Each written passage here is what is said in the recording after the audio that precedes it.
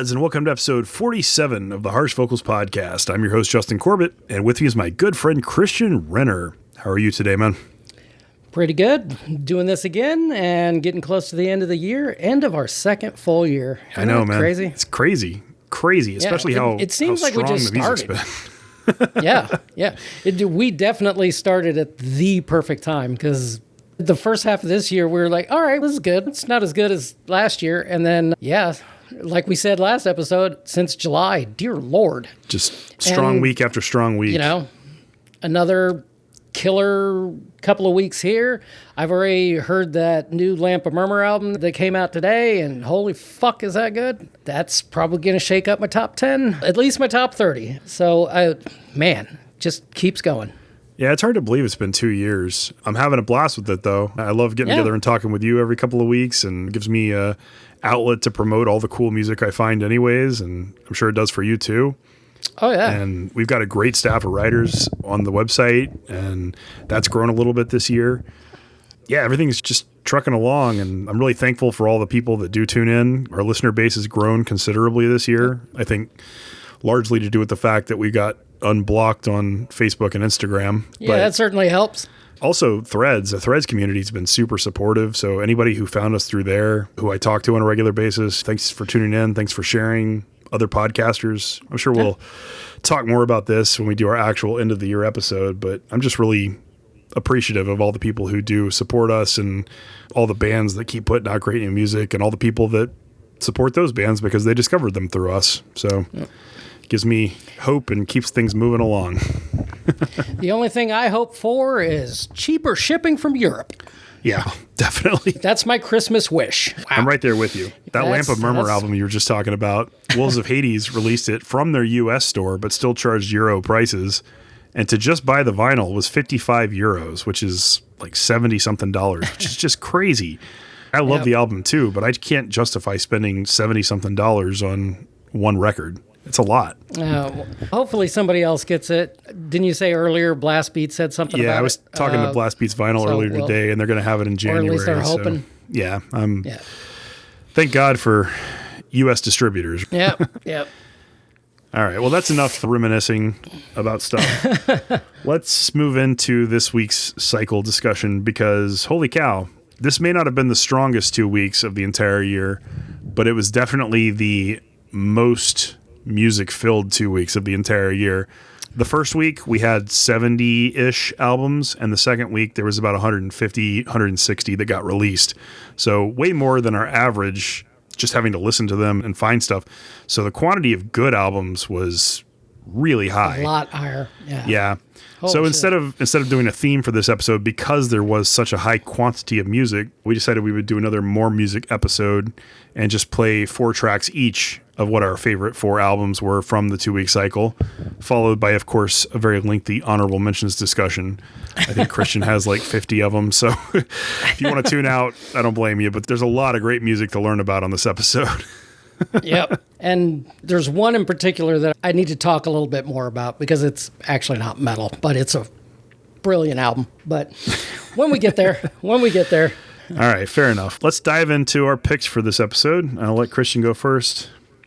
All right, we'll start out with the band Avernal. Pyrosis, I'm going to guess. This is Death and Roll from Buenos Aires, Argentina. This is their 9th album, and they are unsigned. I'm going to assume that this is on purpose because their first album was released in 1997. They've been around for a while, and this is actually my first exposure to them. And the track that I picked is Arconte, Egregor. And the main reason is this just highlights exactly what you're going to get from this band and the genre in general, really. Because if you know Death and Roll, you know what to expect there. It's just a good time, and that's one of the things that I really like about it. These guys seem to be having just as much fun playing this as I do listening to it. And that's one of the things that I really like about the Death and Roll and black and roll genres is that, you know, like when we saw Hell Ripper at Hell's Heroes, he was having a blast up there. Yeah, he really was. He was making sure you were having a blast. And I love that. And the more you can get people into it, the better off it's going to be. Something else I need to talk about on this album is the production. So much so that I actually looked up the producer for this, because usually Death and Roll doesn't have the greatest production. And it's Jaime Arellano, who has worked with bands like Paradise Lost and Moonspell. So they had a legit producer on this, and and that kind of sound, you can hear a little bit of that production on this, because production on Paradise Lost, they're not a really big band for me, but Moonspell I enjoy a lot, and their albums always sound fantastic. Yeah, like. Plain and simple, if you enjoy heavy, groove-laden kind of death metal, you're going to find a lot to really like here. It's fun. I didn't enjoy it as much as you. I still think it's a very good album, but black and roll is not really my preferred subgenre. I guess I like to not have fun more than you like to have fun. I thought it was a good album, but in places, the vocal delivery didn't work as well for me. Yeah. It just wasn't my favorite, but I totally understand why you loved it. Yeah, it's just a good time. And I'll always be drawn to stuff like that, especially in this kind of climate lately. It's hard to be positive lately. That's very true. All right, well, let's go ahead and play the track. Again, this is Avernal off of Ekpyrosis, and the track that Christian picked is Arconte Egregor. Enjoy it.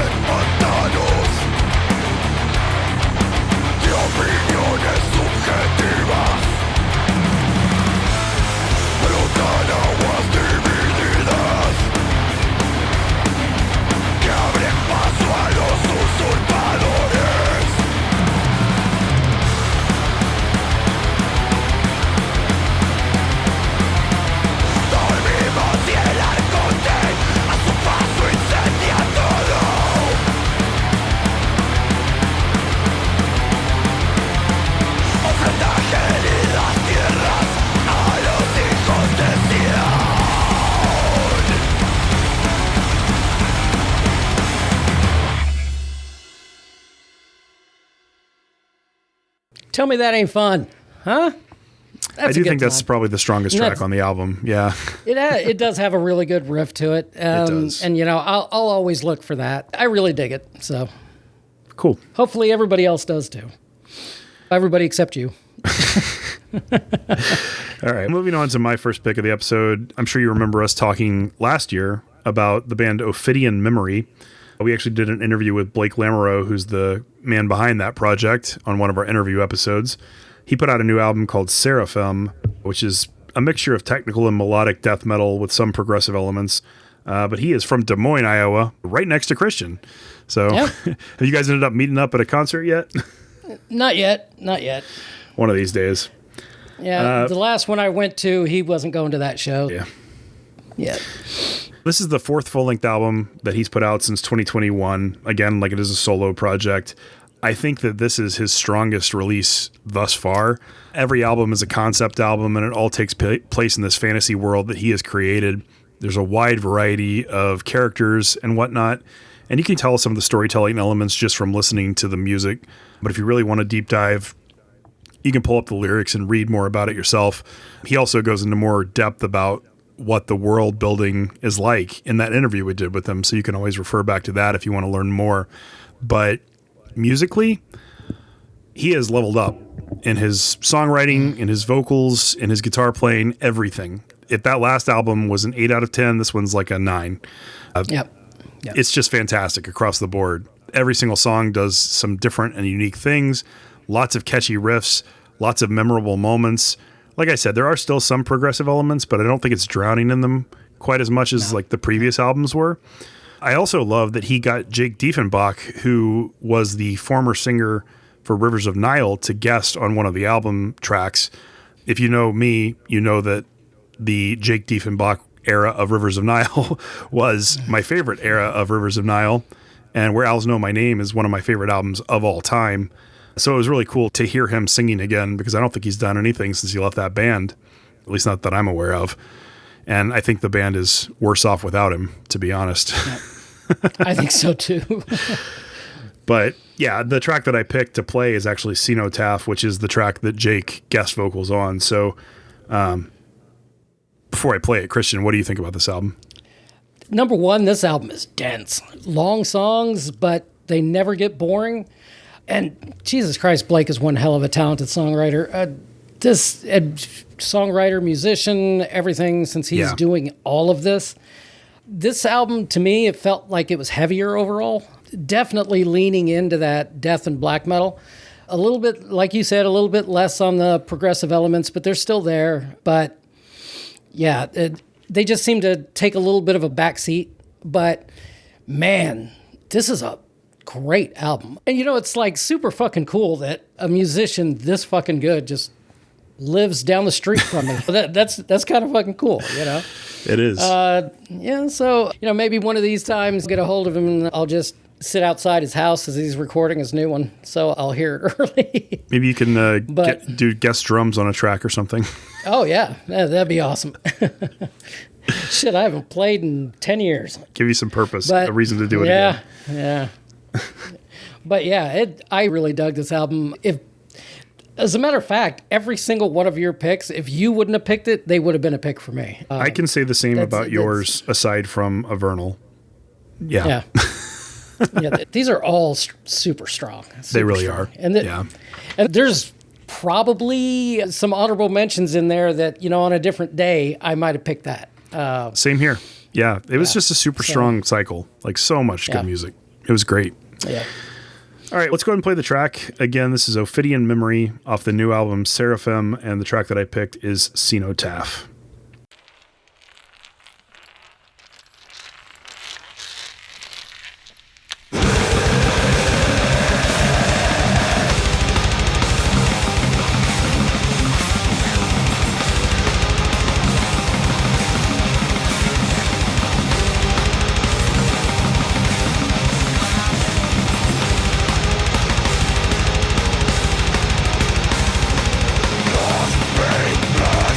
This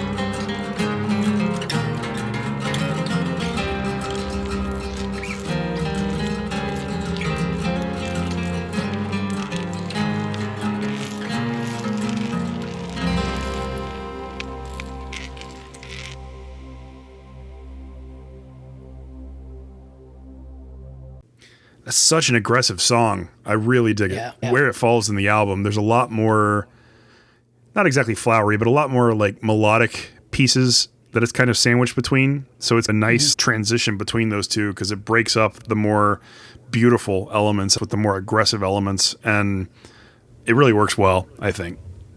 That's actually my favorite song on that album, too. I really like that. But I like the more aggressive stuff anyway. Yeah, me too. And like I said, it's great to hear Jake's voice again. I really hope that he finds a new home and starts singing again somewhere because I really dig his voice. All right. So moving on to your next pick, Christian. We have the band Faust, one of like 83,000 different bands named This Faust. Is Faust with the umlauts over the A. That's how you find them. Yep. There's another band with the umlauts over the U. I know. And there's plenty that are just named Faust with no umlauts. So you have to be looking for the Crypts of Eternity album from Faust. We have Mellow Black, melodic black metal from Grenoble, France. This is their second album. They're on Black Lion Records. The track that I picked is To the Fire, to the Death. And when you hear this song, you will know exactly why I picked this. It's a great title. Yep. My biggest takeaway from this album is the guitar work. Fantastic use of melody throughout and absolutely stunning solos on this thing. Very heavily influenced by the Swedish style, and man, does he fucking crush it. Tons of variation in speed, mid-pace grooves, there's tremolo and blast beats. Certainly make an appearance as well, but plenty of room for the songs to breathe and highlight that atmosphere, which keeps everything fresh on the album. And I'm always super impressed by these one-man projects. We were just talking about Blake, because it has to be incredibly difficult not having someone to bounce ideas off of.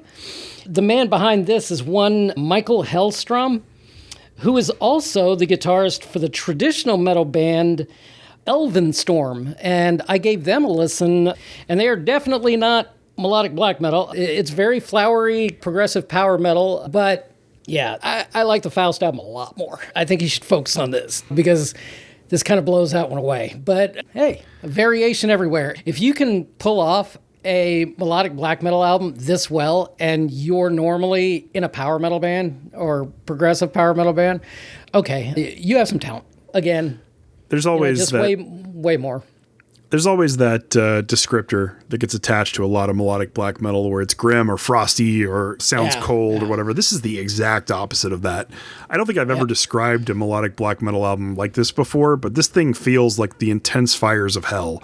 Maybe Cavain is the only other band that I could really put in that category. Like the whole thing is burning with passion and super aggressive and just a fresh take on melodic black metal. Everything you said, I completely agree with. It's a lot of fun. It's very intense. He's a master with his guitar, and I was super impressed with this album, just all the way from beginning to end. I'm currently working on my top 30 list, and I'm just like, where am I going to fit all these? Well, and then like because of that, like the intense guitar solos in this thing, it made a little bit more sense when I found out his other band is a progressive power metal band, because they're always known for high flying guitar, histrionics and shit, and which is not usually a thing in black metal, but man, this really works. It really works. Yeah, I completely agree. Let's go ahead and play the track. Again, this is Faust off of Crypts of Eternity, and the track is To the Fire, to the Death.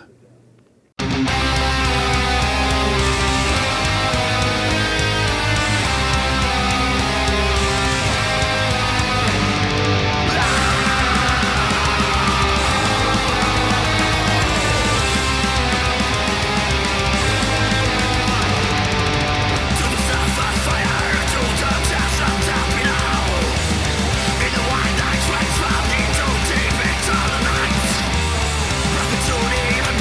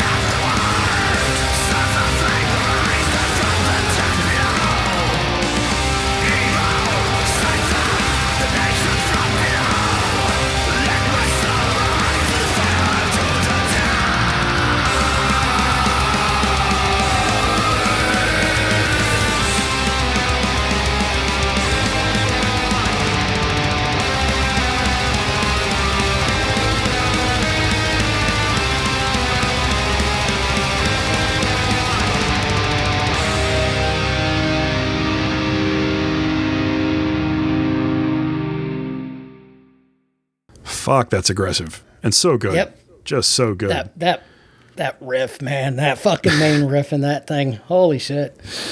This is my one. When you hear it, it makes you want to go listen to the whole album. I say it every episode. Yep. This is one of those. Man, such a good album. If you listen to any melodic black metal album for the year, I think this is probably one of the best recommendations we could give you. Yeah, I think it's absolutely fantastic. And especially for, at first when I saw Faust, of course I thought it was one of the other 43,000 bands that I've already heard with the name Faust. And so I was like, all right, which Faust is this? And it was none of them. Hey, I got a new Faust. There we go. Can never have enough Fausts. Yep, there you go. Faust overload. Yep. Moving on, my next pick for the episode is a band called Outlaw. They put out an album called Opus Mortis. This is anti-cosmic black metal from Brazil. Their fourth full-length album since 2016. These guys are on AOP Records, which really shouldn't come as a surprise once you hear it. AOP definitely has a certain style they look for, and Outlaw fits like a puzzle piece into it.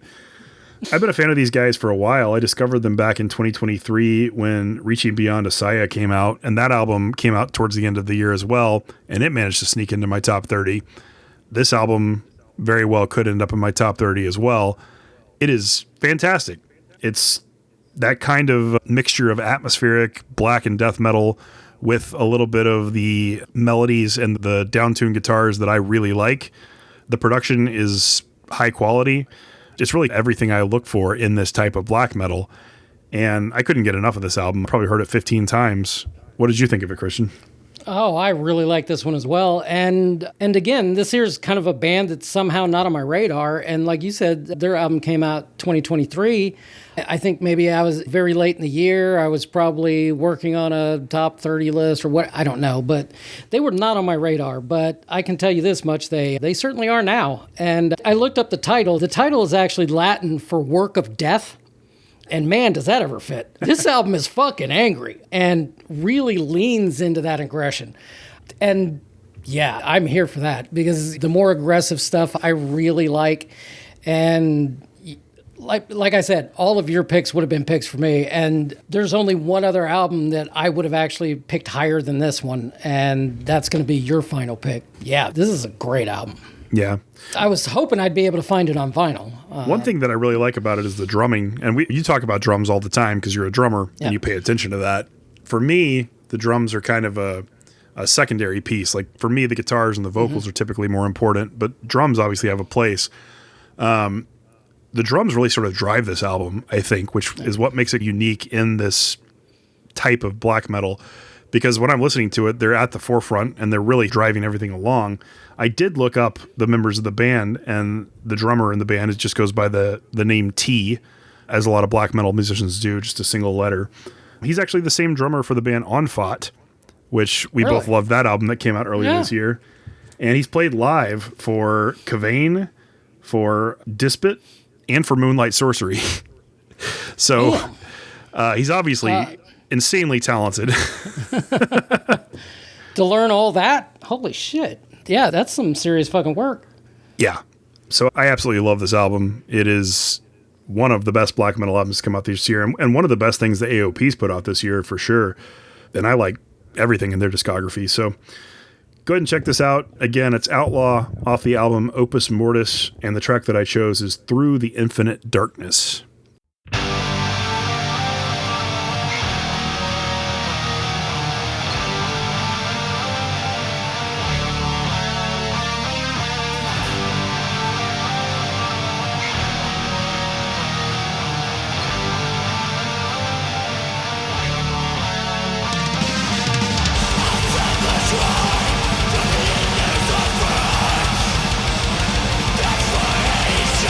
Silence, but it's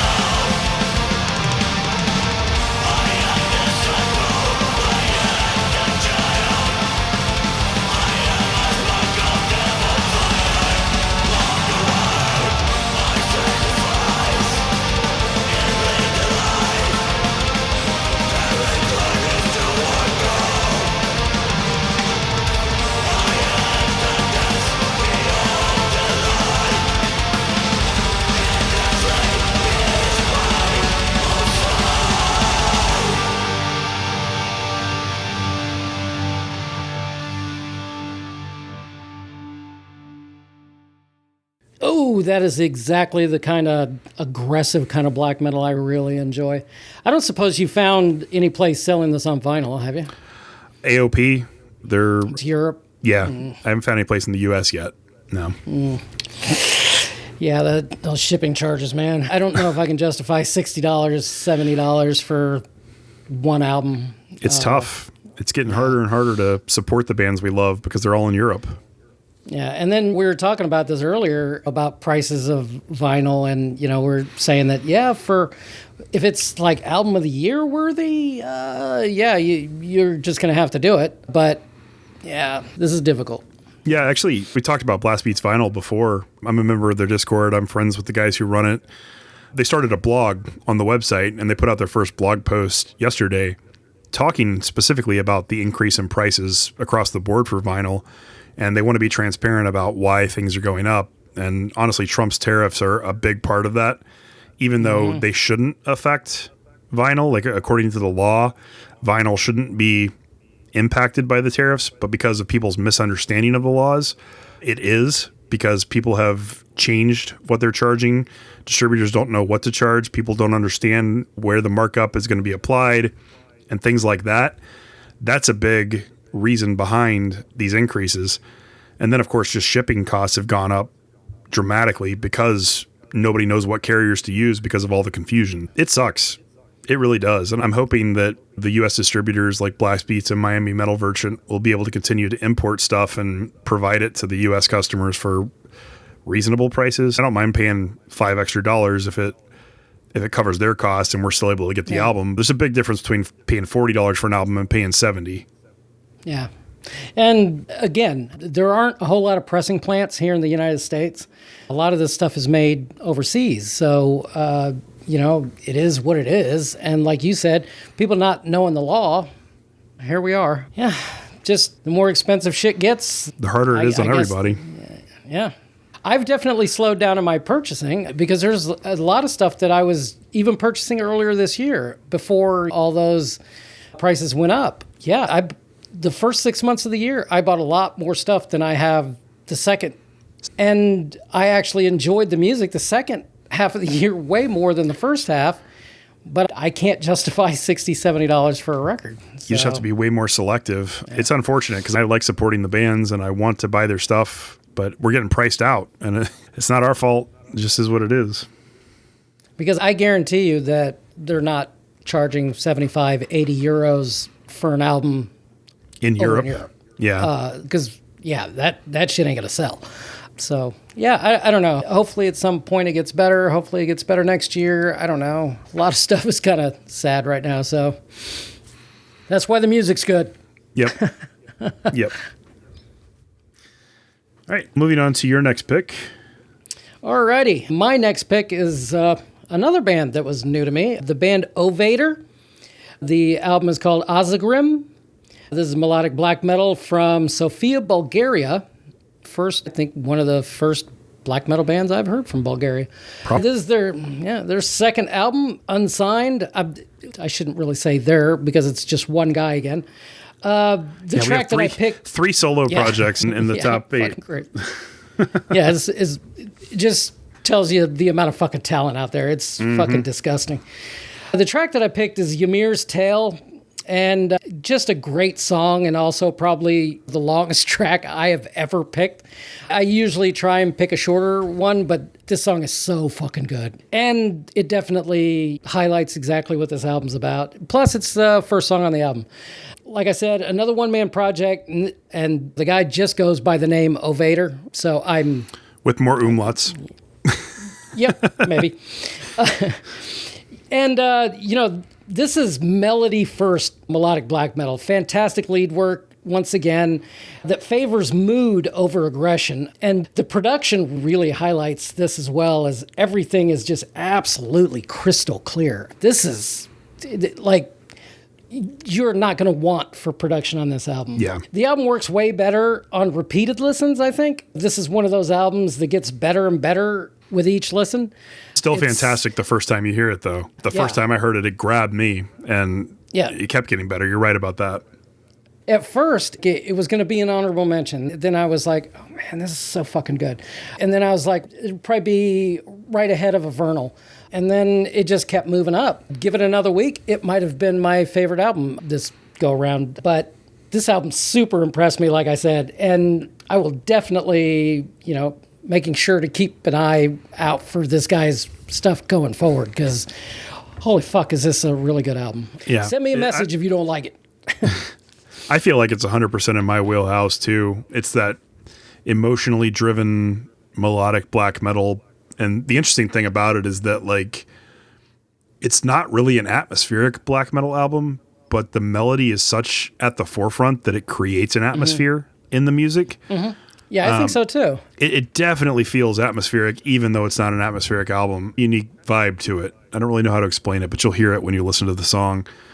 I thought this thing was just gorgeous from beginning to end. It's a unique voice in black metal and something that I thoroughly enjoyed. I heard this one at least 10 times. If Christian hadn't picked it, I probably would have. I don't know what I would have cut, but man, it was a fantastic week for some of these albums. And one of the things we were talking about just a little bit ago about sometimes black metal can get a little too flowery and a little too much. It's overly done. This here is how you do it correctly. It doesn't take over the album, but it's there. And it's just used as almost like highlighter. So just really well done. And, like the last episode, the album Waldgeflüster, we liked it, but it was just too flowery and just too much in there, and that's doing it a little too far. They should really listen to the Zovator album and like take some notes or something. Like, this is how you do it.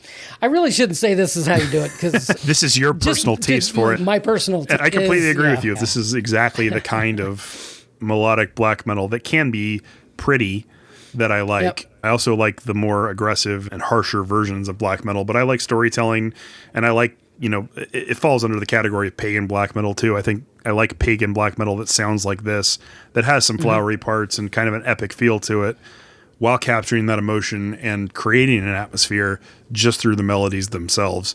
It's fantastic. I really don't have much else I can say about it, so let's just play the track. Again, Ovator off their latest album, Asagrim, and the track is Ymir's Tale.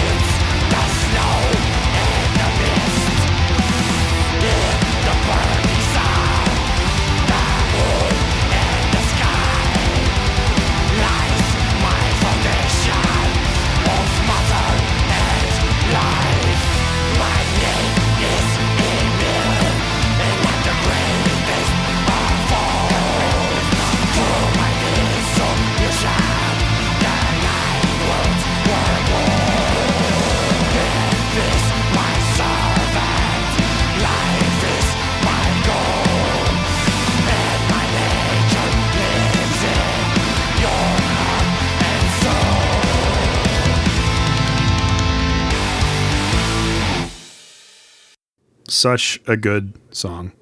Just so good. And there were shorter songs on there, but I think this song did such a great job of highlighting everything that you're going to hear on this album. And it's the first track, so like when you hear it, it pulls you into the experience. It pulls you into the journey of the album.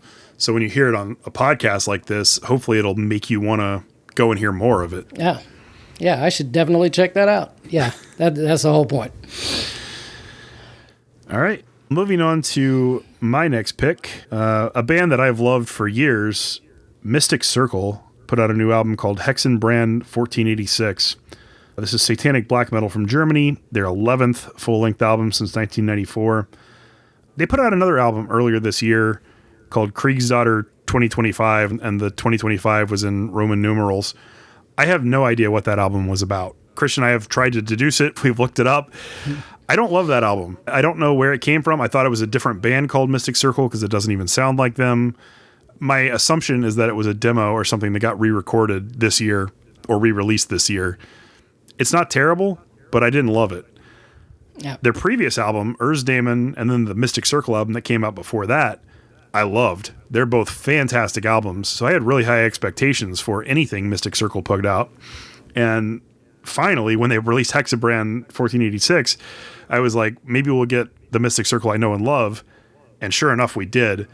This thing is hooky and catchy from beginning to end. They have very beautiful, flowery cleans provided by a woman on the album, and her vocals are perfect. Like they fit exactly like the early Cradle of Filth cleans did. Like it really is what I love about this type of black metal, because it's very aggressive. It's very like Satan in all the songs, because that's what they're about. But Christian even went a little bit further, and he realized it was a concept album and there's a story to it. I didn't even catch that in what I was looking up, but I could not get enough of this album. I heard this 30 times. It's just been kind of on repeat. I want to buy the vinyl, but I can't find it for less than $70. So I don't know what to do about that.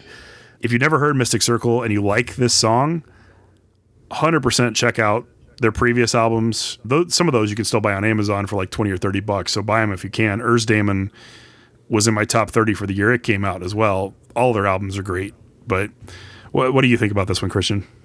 I absolutely love this album. And I mean, one of the biggest things to me is like there's just a chef's kiss perfection in how they blend the modern melodic black metal and these old school black metal from the early 2000s, that aggression and my God, is it so well done. And like you were talking about that album earlier this year, and that was not... it doesn't even sound like the same band. And I didn't know, even like it. I know that in the 90s they were a death metal band and not a black metal band, but I've never really listened to anything from that era.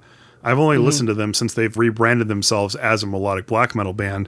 And that Kriegsdaughter 2025 album, it was more death metal centric. Yeah. Like I really couldn't tell what the album was trying to do. Like I said, it wasn't awful or anything. It just, I don't understand it. But man, this is a return to form, and I'm very thankful for it. Yeah, and like you said, I did look this up. This Hexenbrand is actually a story from the witch trials and burnings and shit that happened in Europe in the 1400s. So it is actually based on, I don't know how based it is in this, but I do know that their album also includes a 12-page comic book. I did see that, yeah. That tells the story. Okay. So that would be super interesting too. And hey, if there's anybody out there that knows a cheaper place to get this on vinyl, please let me know, because I really want to buy this. Let us know. Yeah. But yeah, $70, I can't justify that. Yeah, if anybody knows or has a hookup, let me know. I'm more than willing to buy this album. We want to support them. Yeah, we really do. Just want to support them for like $40 or $50, not $70. Yeah. Yeah, I have some disposable income, but I don't have that kind of disposable income. Yeah, so, I'm in the same boat. Boat. Christmas is around the corner, like holidays, everything else. Like, can't be spending $70 on 10 different albums every week. It's too much. Yeah. So picking the track to play for this album was actually incredibly hard, because the album runs a pretty big gamut of different kind of sounds in each song. The opening track grabs you immediately. It's probably the most like pro-Satan message you've ever heard in a song ever, but it's catchy as hell. And the first time you hear it, you're just immediately hooked and want to listen to the full album. Every other track kind of does its own thing, but it all fits together as a concept extremely well. I ended up picking the second track on the album, which is called The Scarlet Queen of Harlots, because it does kind of showcase everything. You get a lot of the melody, you get a lot of the aggression, you get those clean female vocals that I was talking about. You also get a little bit of the catchiness. I feel like this is probably the song that best encompasses the whole album, but really, there's so much more to explore. If you like this, please check out more, because I think you'll be pleasantly surprised at just how good this really is. Yeah. You really could have picked any track on here. They're all fantastic tracks. From a perspective of trying to show it to other people, it's hard to just pick one song to do that with, because they are so varied. So I think I did the best I could, and hopefully you guys will agree. Let's go ahead and play the track again. Mystic Circle of Hexen Brand 1486, and the track is The Scarlet Queen of Harlots.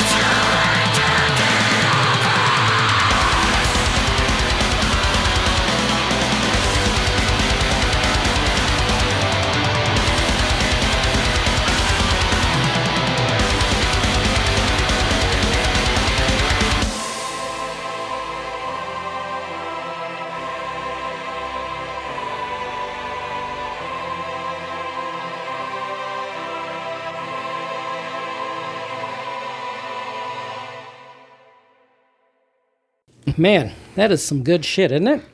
Absolutely. I just absolutely love that. It's just so fucking well done.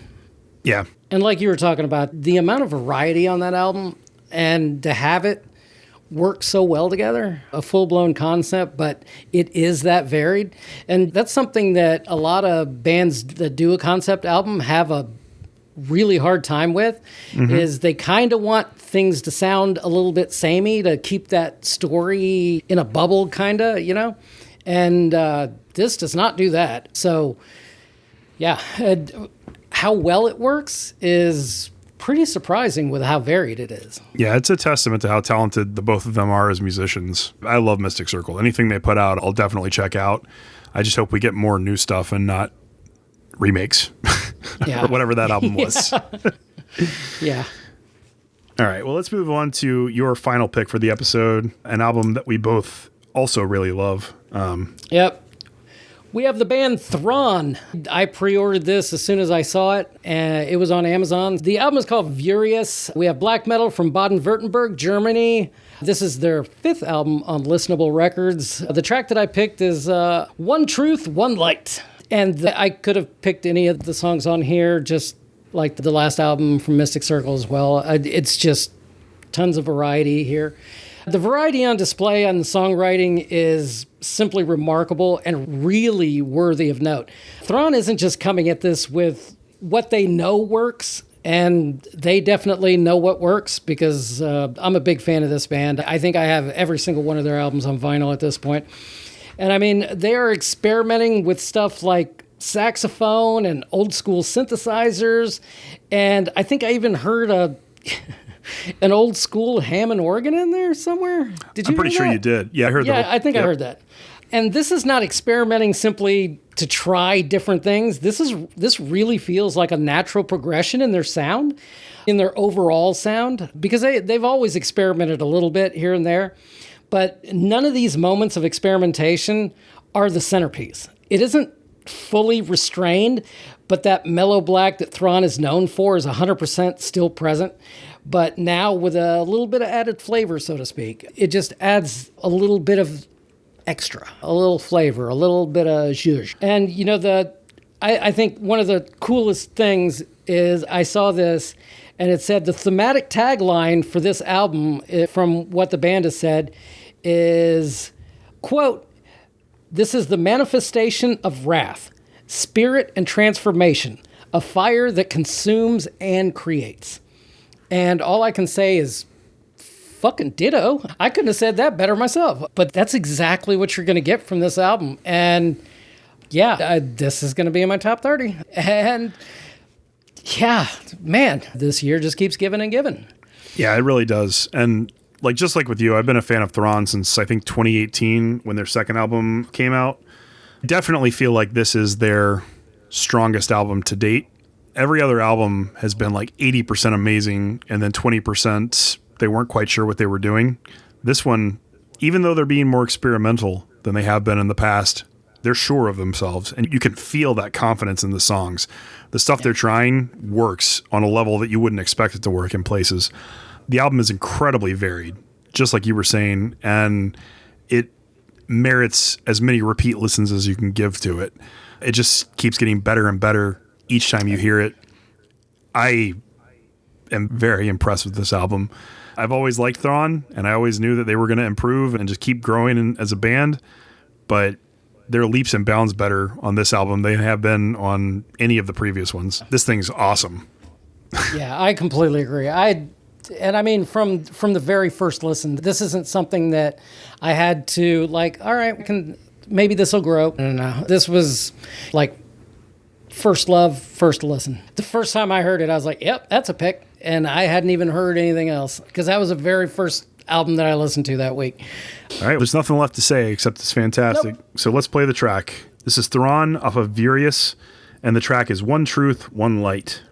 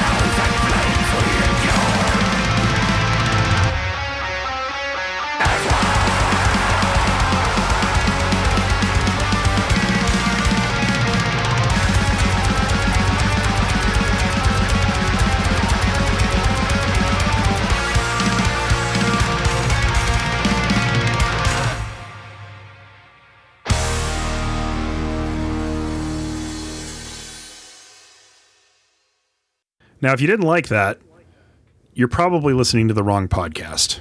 I'm willing to bet you probably are. Because I just can't fathom that not being enjoyed by fans of death metal, fans of black metal, fans of thrash. If you like extreme metal at all, that something in there has to appeal to you. It's very good. And as good as that Thrawn album is, I think your next pick is actually better. I completely agree. My next pick is one of my most anticipated albums for the entire year. I was very much hoping that it would be as good as it ended up being, and a little bit afraid that it was not going to be. But the band is Bliss of Flesh. So this is black and death metal from France. This is their fifth full-length album since the year 2000. I've been a fan of these guys since 2017 when Empyrean came out. If you haven't heard any of their previous albums, Empyrean's fantastic. It is just raw and aggressive and emotion-filled and a very powerful album. Tyrant came out in 2020, and that was actually my album of the year for that year. That's how much I loved it. I can't think of a band that is still around today that is more in my wheelhouse than Bliss of Flesh. They are exactly the kind of black and death metal that I like. They have that French ideology behind it. I don't even know if ideology is the right word, but they feel like a French black metal band, which I love French black metal. And they're just masterful songwriters. I expected this album to be good, but it exceeded my expectations, to be honest. I've heard this album 50 times already. I got my vinyl the day that it came out, and I've already spun it many times, and it does sound even better on vinyl than it does streaming. You can tell a notable difference. This is going to be in my top 5 for the year. The album's called Metempsychosis, and it is hands down the best album to come out in the last 2 weeks and one of the best albums to come out this year. If you like black and death metal, you're in for a treat.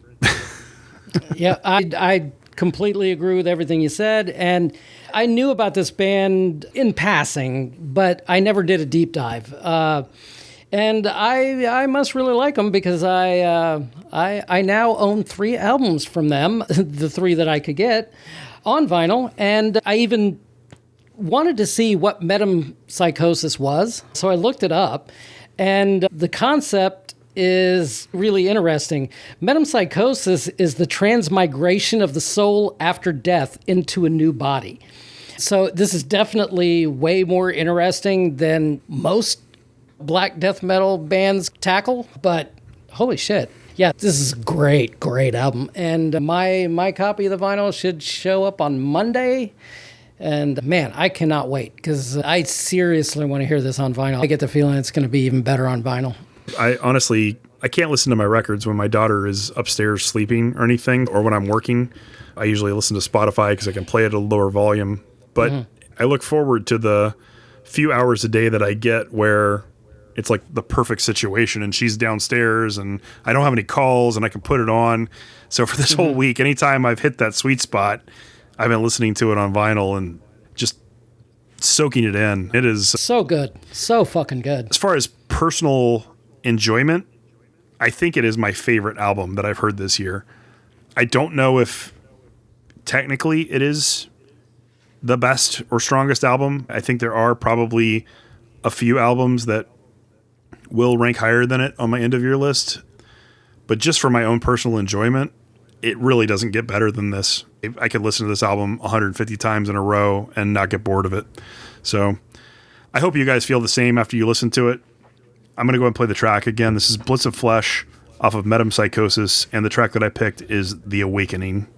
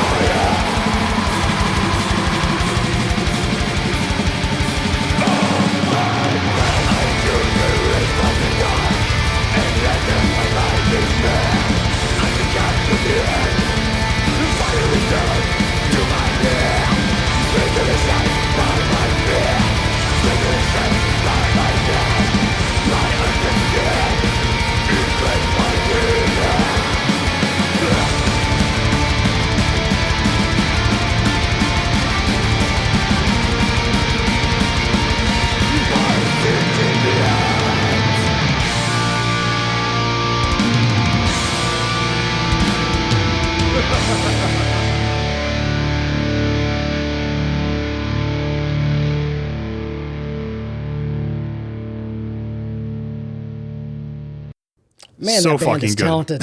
So fucking So good. I hope you guys check it out. And if you like the Metempsychosis album, I, of course, highly endorse listening to Tyrant and Empyrean. They're both absolutely fantastic as well. This is a band, one of the best kept secrets in black and death metal, because almost nobody's ever heard of them. And they're miles better than most of what you have heard. It is fantastic. It is a fantastic album. And I think, wasn't their 2020 album the one that you found on Amazon for like $6? No, that was and you Empyrean. told- That was the oh, 2017 Empyrean. album. All right. Tyrant was the 2020 album. And Okay, maybe that's the one that came in for me. I have it down here somewhere.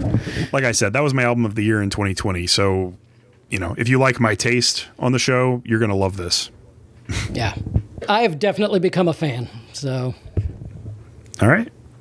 Let's go ahead and move into our honorable mentions because there are many. And I will let Christian go first yeah. since he has a lot.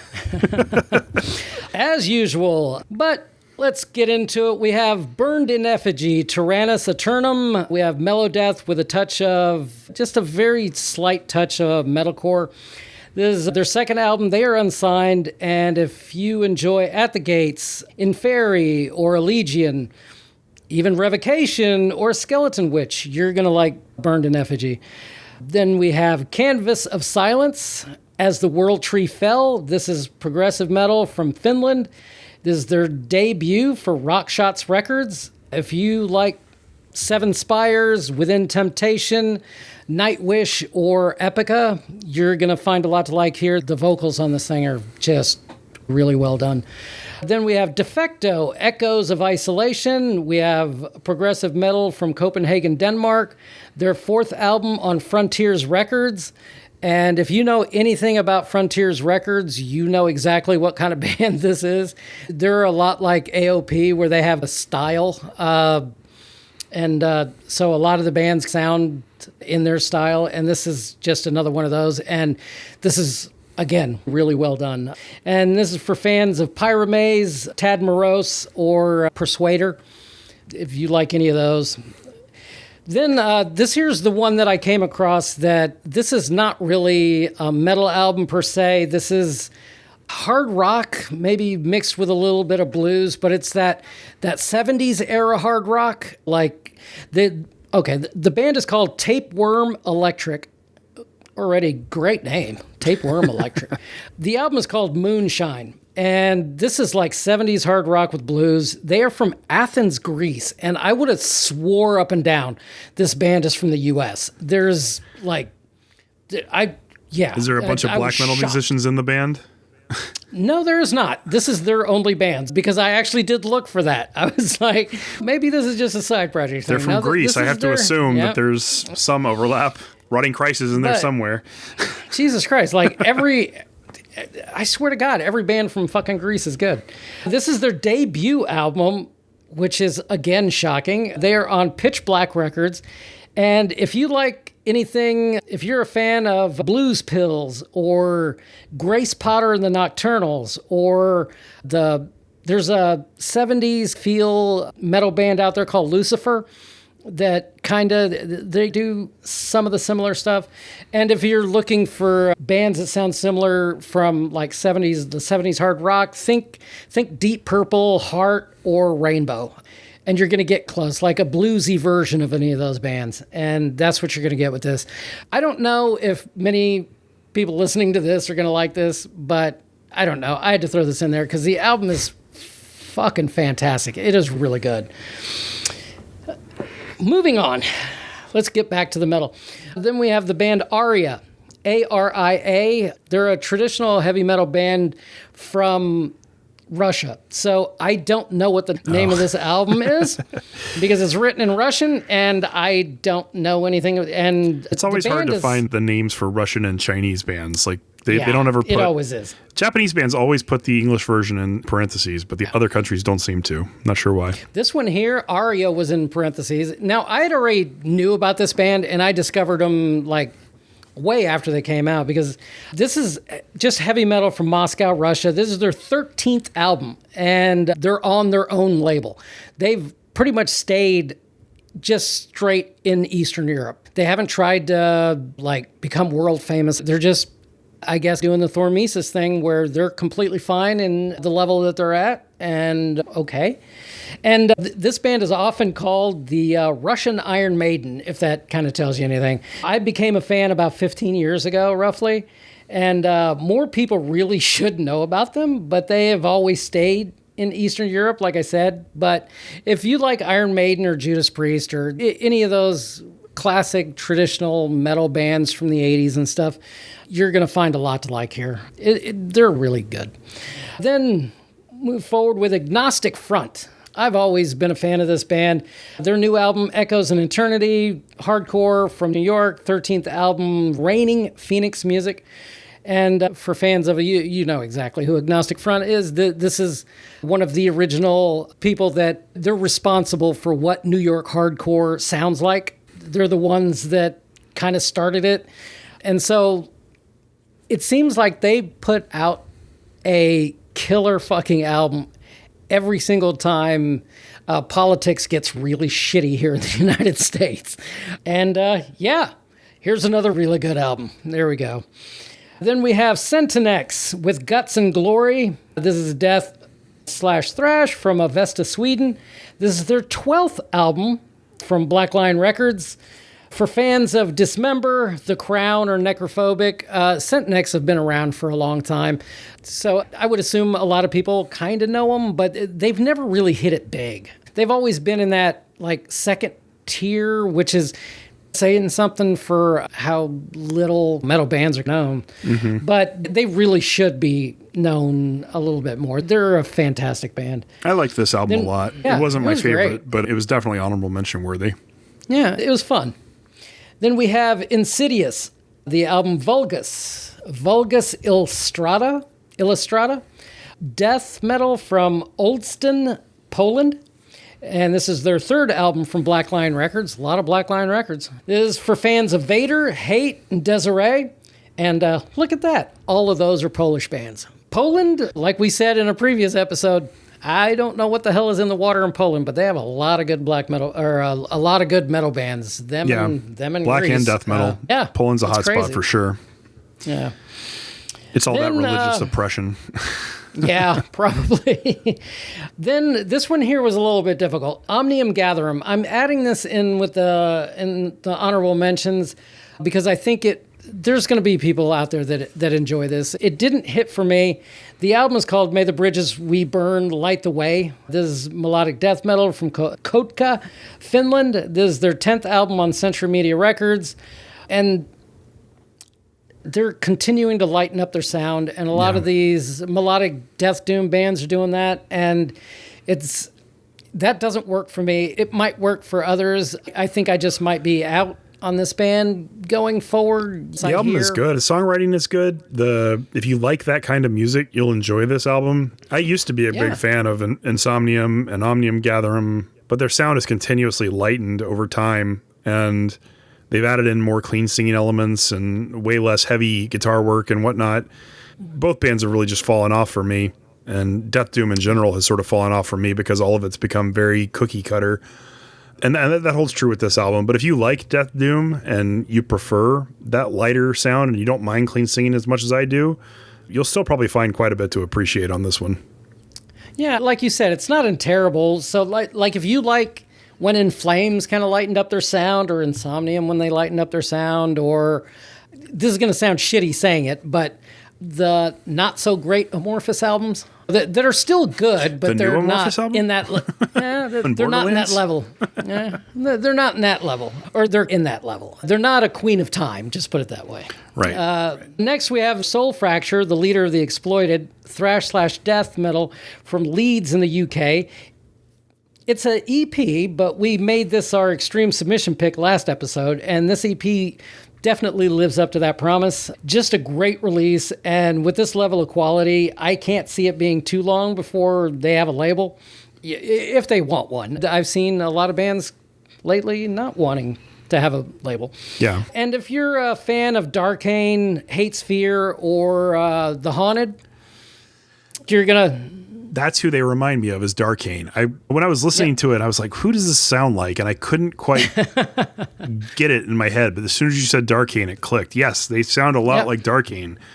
I liked the EP a lot, too. I mean, I liked the submission track enough to pick it over all the other ones I got that week. And then listening to the full EP, these guys definitely have a promising future. It's a fantastic EP. Yeah, it's great.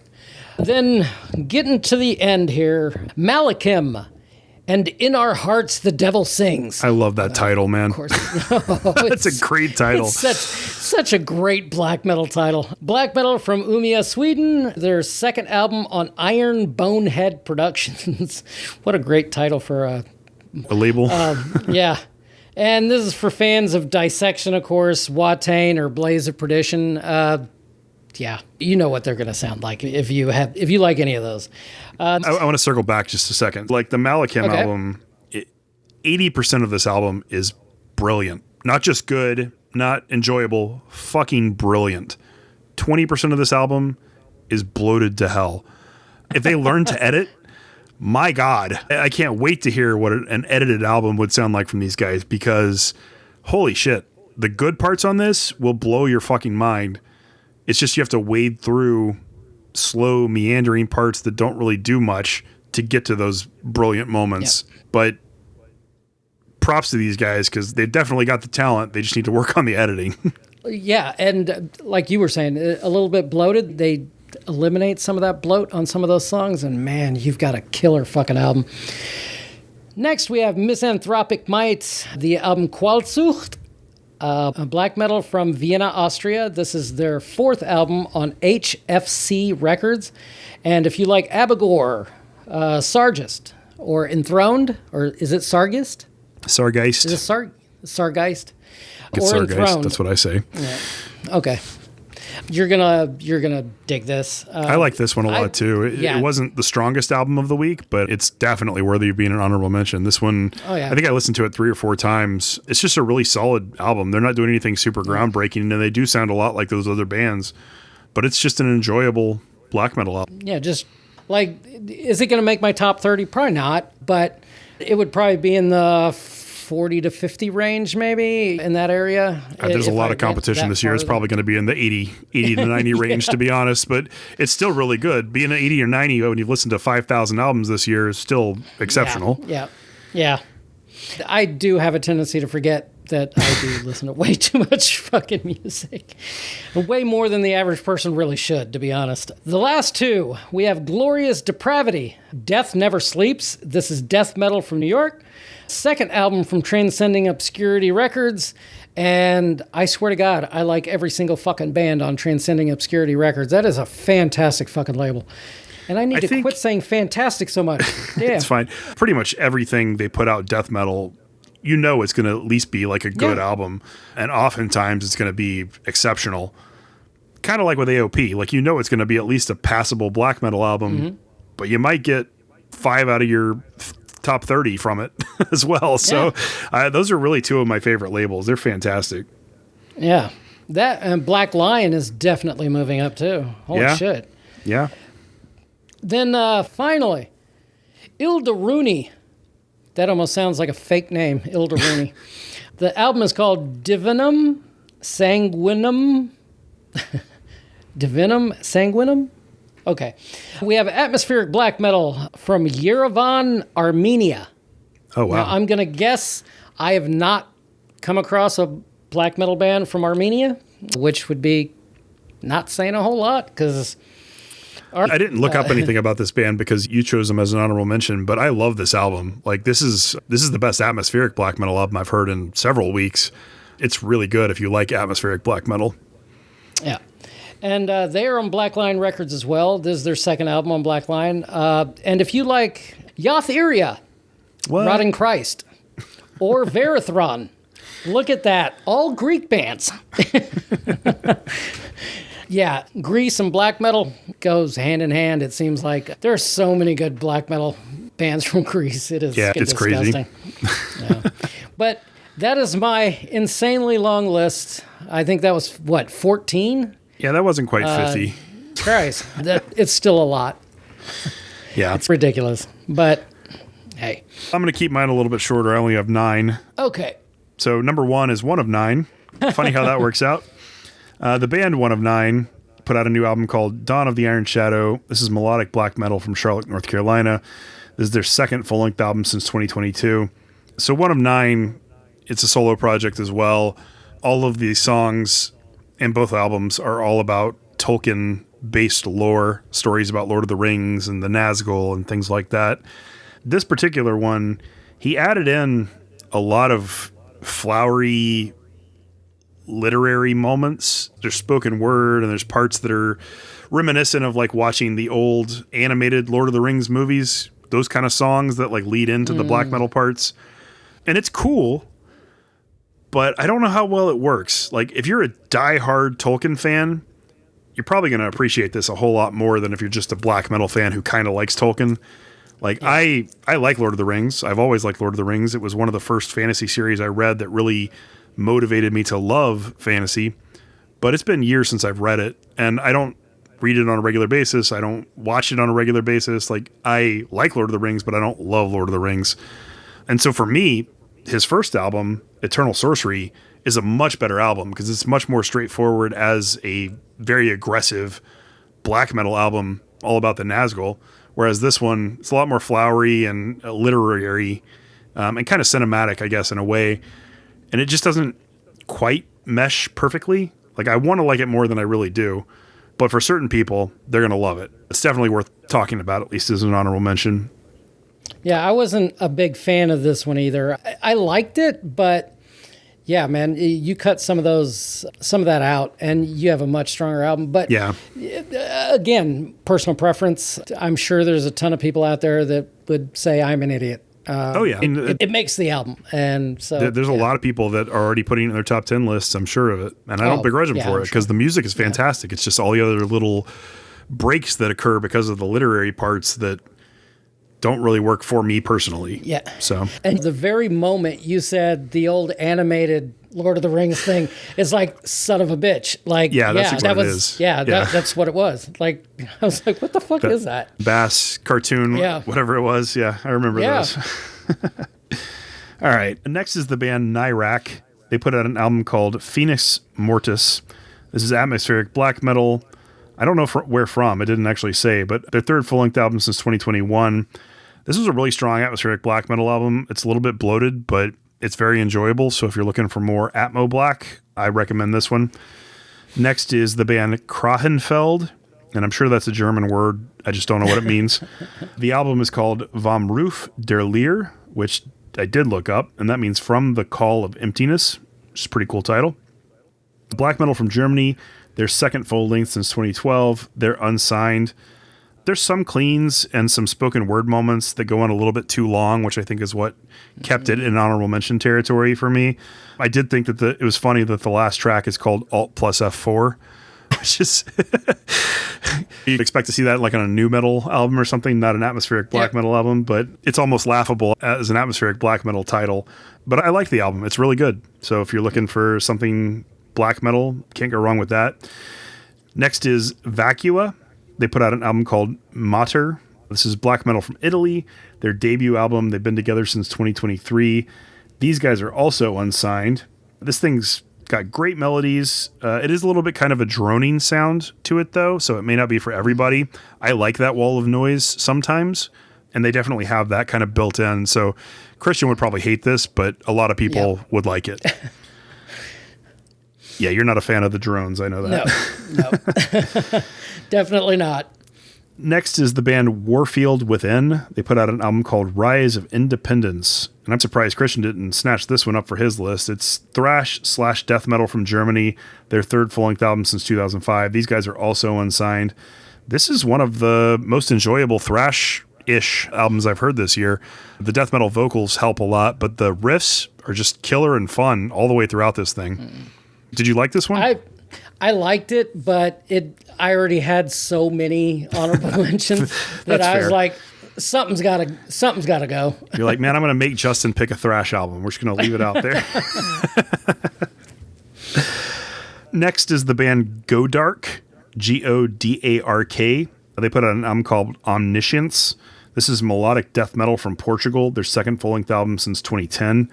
Melodic death metal's kind of fallen off for me, unless they're doing something that's in a vein of a band that I already love. You have to do something really special to grab me as a melodic death metal band. And like if you're pulling me in a direction of a band that I already love, I get that, and I might have good feelings about it. But just straight up melodic death metal, far too often we're getting like melodic death metalcore blends or just very generic sounding stuff. This is really good. This is really straightforward melodic death metal done well. It might be the best straight melodic death metal album I've heard this year. Again, it probably won't be for everybody, but if you really like melodic death metal, I highly endorse this album. It's very good. This was another one. This was another one for me that was just got. It would have been an honorable mention, but my list was just too damn long. Plus, I saw it on your list, so I was like, all right, we're good. That's fair. That's fair. Yeah. I liked it a lot as well.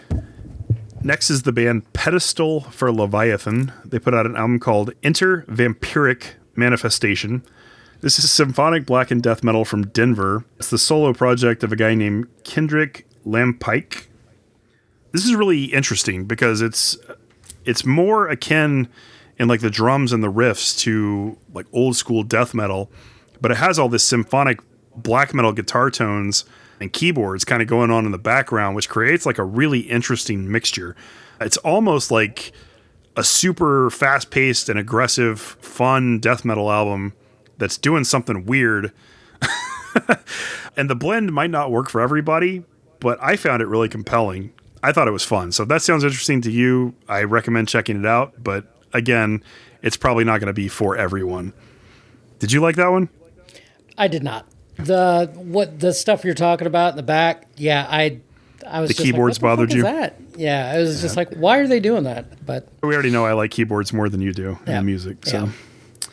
Yeah. Next is the band Embraced by Darkness. They put out an album called Ex Infernus. It's satanic black metal from the Netherlands, their debut album.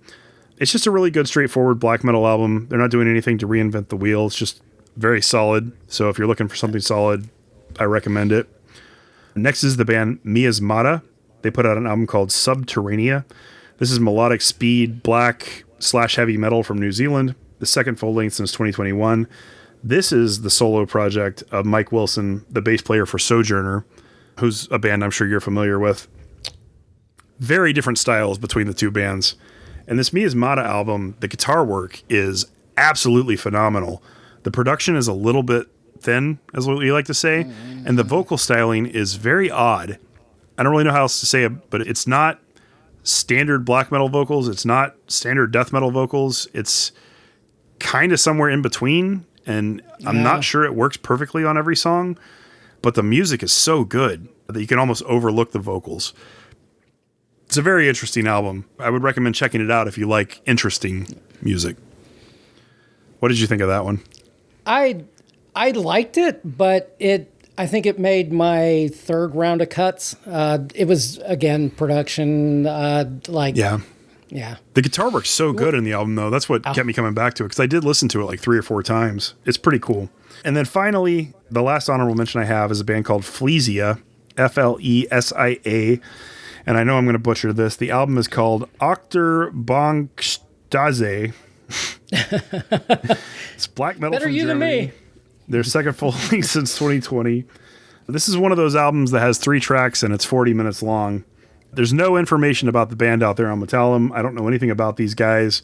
For having only 3 tracks and for them being very long, none of the tracks really felt bloated to me. They somehow managed to fit a lot of music that tells a story and keeps you engaged for that long duration of time in those few songs. I thought it was a pretty cool album. It's not, again, doing anything groundbreaking. It's not going to make my top 100 probably even, but it's a unique experience, and I'd say it's worth listening to at least once. Yeah, I listened to it once. I thought it was okay, but yeah, the super long songs take me out of it. Yeah. Because when I listened to it the first time, I just had it playing on my computer as I was doing other stuff, and I seriously thought that it was like a regular album, and that they had multiple, like I thought I listened to 8 or 9 songs, and then I look at it and it's like, oh shit, it's only 3. You listened to one? Yeah, it's like, shit, okay. So yeah, it didn't work as well for me, so. That's fair. It's definitely one of those albums that's not going to be for everybody, but it is interesting. And like I said, it's worth experiencing at least once to see if you like it. Yeah. So that does it for our honorable mentions. Thank you for sticking with us through that very long discussion. I'm sure you've noticed, or maybe you haven't noticed, I'm going to say it anyways, but on our recent episodes, I've been actually including the list of honorable mentions. We weren't doing that for the longest time, and we got some feedback from the listeners that they wanted to be able to easily reference the list of the honorable mentions that we were talking about. So I started doing that for you guys. Hopefully it's helping and you guys are able to easily find these albums that we talk about. But if you ever have a question or are struggling to find something, feel free to reach out. We have a few great listeners who message us all the time, talk to us about new releases, ask us questions, suggest things. Christian and I are both very active online. Feel free to reach out. We're very accessible about anything. If you want to promote something or you want us to talk about something or you have topic ideas, anything, we're open to all of it. Hey, topic ideas especially, because that is difficult to come up with. Yeah, the topics are tough sometimes. So if you have good ones, let us know. No top 5 list though, because that's those we can come up with on our own. Yeah. All right. Well, let's move into pickups for the episode. Have you picked up anything cool recently, Christian? I've pre-ordered quite a few things. I got a record coming from you that was such a weird thing because you showed me that, oh, wait, this Bliss of Flesh album, $6 on Amazon. And I go to look at it and I was like, oh, fuck, somebody must have jumped all over that because it says unavailable. And then you said it was still showing up on yours. So you just bought it and had it shipped to your house. I still don't understand what that's all about because it's not like Amazon doesn't ship. I don't know. I mean, they ship using their own couriers, and I think that's what it is. Like, they're only shipped like regionally because their own couriers are the ones doing the deliveries. Like, they don't use a service like UPS or FedEx that can ship across the continent. I would assume that they'd be able to because they're everywhere, but they must not. I mean, that's the only explanation that makes any kind of sense. Either that or they flagged you and said no more deals for this guy. It's got to be one of the two. But yeah, it's definitely a weird thing. That guy bought that Thor Mises album from Germany. We're not fucking selling him shit. All right, so nothing new has come in, no new pickups, no concerts coming up, nothing? One of the Bliss of Flesh albums came in. I think Tyrant came in.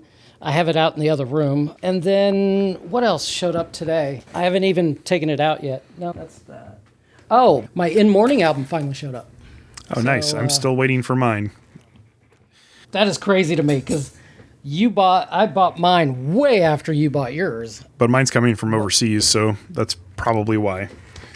Yep. Mine was Amazon. It just took a long time to get here. It kept getting pushed off, and I was starting to get nervous because it said, oh, there's a delay in shipping and whatever, and I was starting to get really fucking nervous. And they're like, oh, we have a new date. Sweet. I'm glad you got it. That came in. Yeah. Sometimes that doesn't work out. No, it does not. All right. Well, as for me, this past week I got to go to a concert, and I had an absolute blast. I went and saw the Revocation tour for the new album, New Gods, New Masters. It was Revocation, Judiciary, and Fairy, and Vomit Forth. Absolutely fantastic show from beginning to end. I've seen Vomit Forth twice now. Saw them open at that Devastation on the Nation tour with Dying Fetus. They were great then. They were even better the night I saw them last week. In Fairy, this is my third time seeing them this year, I think. They're always great live. Judiciary, I had never heard before. I went in completely blind, and you never really know what that's going to be like. You might end up hating the band, but they are a mixture of death metal and hardcore, and they're actually from Texas. They commanded the stage from the moment they got on there, and every single song they played was a lot of fun. My neck is still sore from headbanging that night because I went hard for like 4 hours. That's the way to go. And I shared them with you too. I texted you and told you to check them out because I thought they were even more in your wheelhouse than mine, since they're kind of that crossover thrash. If you never heard Judiciary and you like that kind of music, check them out because, man, I was super impressed. And then finally, Revocation. I've been looking forward to seeing them for a decade, and every single time they've come through Houston, I've been unable to. Something's come up, and I haven't been able to make that show. Finally got to, and not only was the set incredible, every song that they played was a song that I love. They closed the whole thing out with Witch Trials, which is my favorite of their songs. So I couldn't have asked for a better show. It was a fantastic Sunday night. Just one of the best concerts I've been to this year, and I've had a lot of great ones. As far as pickups from that show, I did buy a new Revocation shirt. I did buy a new Inferi shirt, and I got a Vomit Forth pen for my battle jacket. So nice. And then as far as pickups, I got my Blitz of Flesh album, the new one, Metempsychosis, and then I got notification that my Wield and Woe album is finally on the way from Fiat, so I'm excited to get that and finally get to hear that on vinyl. And then I had a couple of albums announced this week that I'm really excited about because they're coming out this year. First of all, the new album from Majora's Palace is coming out. If you remember last year, those guys made my top 20. French black metal with some punk elements. Really looking forward to that. That comes out December 5th. And then there was an EP that came out from a one-man solo melodic black metal project called Blowed Man that came out at the very end of 2024. And it was an EP. I bought that on vinyl, and the vinyl got destroyed in shipping. So the company was actually nice enough to send me a replacement, and I've listened to it several times. It's fantastic. If you like Moonlight Sorcery or anything like that, you'll really dig it. It sounds a lot like Stormkeep, to be honest. The first full-length album is coming out December 12th, which is my cutoff date for my end-of-year list. So actually very excited that's coming out. And then even more exciting, this coming weekend, I'm going to be going to the Cattle Decapitation No World for Tomorrow tour, which they're going to be playing Death Atlas in its entirety. And Death Atlas is my favorite Cattle Decapitation album. So Very excited to finally see them live because I've never gotten to see them live either, but also to see them play maybe not my favorite, but one of my favorite albums of theirs. And they're coming with Aborted and Frozen Soul and Tribal Gaze, who I also enjoy all of their music. So killer lineup, 2 amazing concerts just a week apart from each other. Really something that I needed as hard as this year has been. So I'm very much looking forward to that. And that's all I've got. Yep. Unfortunately, here in Des Moines, one of our venues is closing at the end of December. Saw that news yesterday. A place called Lefties, live music that, man, I saw a lot of great shows there. It's sad, but, it's kind of the reality of the situation in this modern metal era. That leaves only two places here in Des Moines that has shows on a regular basis, and that's XBK and Woolies. So we're getting kind of thin here. So that really sucks, not man. Good. Yeah, it was already hard. It was already hard for you guys because it doesn't seem like a lot of bands stop there. But now, if there's even less venues, it's probably even less likely they're going to stop there. Yeah, that really sucks. That just means more trips to Kansas City or Lincoln or Minneapolis. But, what are you going to do? Or Houston. You can always come down here. Yeah. That's a bit of a drive. A little bit. But, hey, all your friends are here, right? Yeah.